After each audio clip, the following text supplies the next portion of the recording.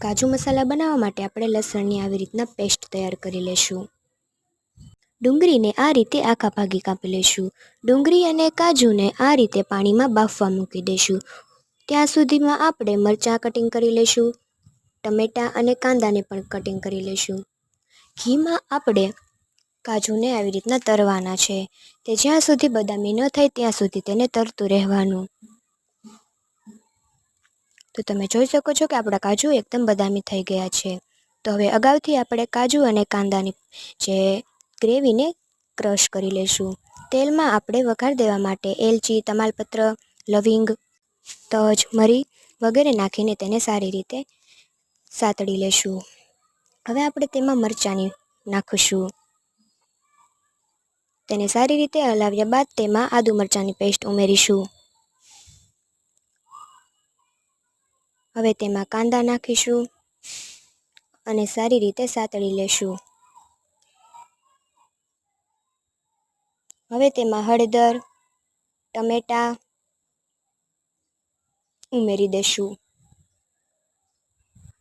સ્વાદ પ્રમાણે નમક, જીરાનો પાવડર, લાલ મરચું પાવડર અને ગરમ મસાલો નાખીને પાણી એડ કરીને સારી રીતે હલાવી લેશું. હવે આપણે અગાઉથી કાંદા અને કાજુની તૈયાર કરેલી પેસ્ટને ઉમેરીને સારી રીતે હલાવી લેશું. તો તમે જોઈ શકો છો હવે આપણે અગાઉથી બદામી કરેલા કે ઘીમાં શેકેલા કાજુને આપણે ઉમેરી દઈશું. અમૂલનું ફ્રેશ ક્રીમ આવે છે તે ઉમેરશું અને સારી રીતે હલાવી લેશું. લચ્છા પરોઠા બનાવવા માટે 1 કપ ઘઉંનો લોટ, 1 કપ મેંદાનો લોટ, તેમાં સારી રીતના મીઠું ઉમેરીશું, જીરું ઉમેરીશું અને કાળા તલ નાખીશું. હવે તેમાં આપણે તેલ ઉમેરીશું. તેમાં થોડા ધાણા નાખીશું,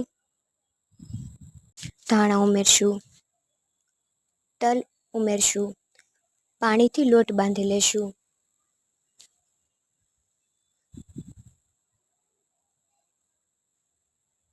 તો આપણો લોટ બંધાઈ રહ્યો છે.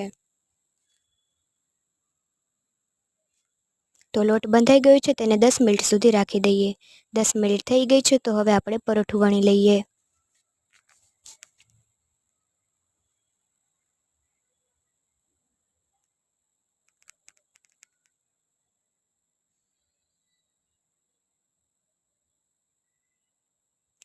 વિડીયોમાં દેખાડ્યા મુજબ આપણે પરોઠાને આ રીતના રોલ કરી લઈશું ને પરોઠું વણી લઈશું.